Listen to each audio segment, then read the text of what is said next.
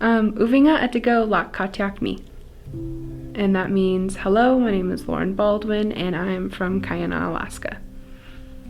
So the project we're doing is a collaborative project with the Rising Matriarchs and the Center of Southwest Studies, and we are working together with students in the community to discuss missing and murdered Indigenous relatives, and we are using traditional garments, and we'll hang it up on mannequins and move the mannequins around each month so part of campus can look and see the project and raise awareness on missing and murdered Indigenous relatives, and having this community of women and men come together and talk about Indigenous issues.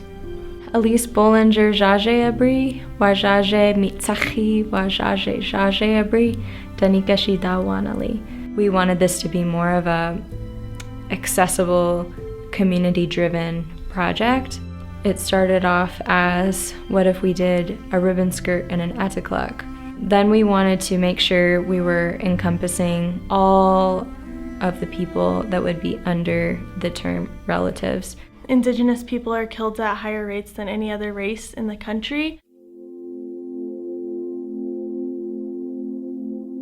And so we wanted to start this project and have like community involvement, because I think Elise is big on kind of changing the way that museums are perceived. Like, you walk into a museum and it's like, well, you can look, but you can't touch, and like, keep your hands to yourself. Like, these artifacts are so old, and it's like, you always see Native people in museums, and it's like, oh, lots of people don't even think that we exist anymore.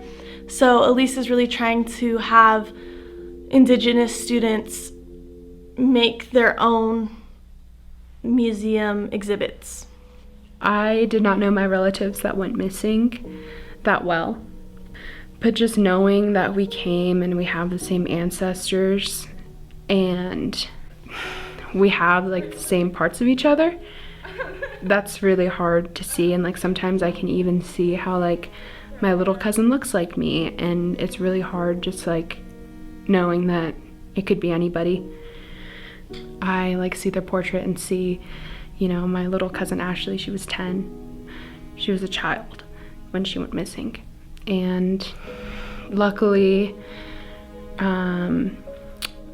her murderer is in jail, but I know that's not a lot of cases for a lot of Indigenous women. Being together once a week or multiple times a week to think about artistic projects that are raising awareness of our family members is how we have found to go through the process. And I think that's something that we don't expect when we go into projects like this, is to have other people open up and want to divulge so many personal stories. But that's really what it's all about, is leaning on each other and talking things through so that we can heal. Our best way of community healing is through laughter. Like, in our meetings, we're just always laughing, always trying to have a good time.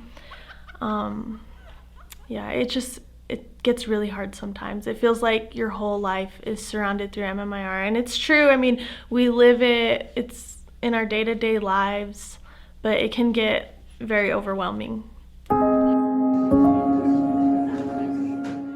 We hope that this project brings a better understanding and awareness of missing and murdered Indigenous relatives, because there's a lot of people that don't know that it's an issue, and don't know that it's ongoing, and don't know that it's affecting people that are around them every day. There's also kind of the ripple effects of what this project can do. Non-Indigenous people might learn about MMIR. Hopefully they'll leave this display saying, what can I do to support Indigenous people? What can I do to educate more people about this issue?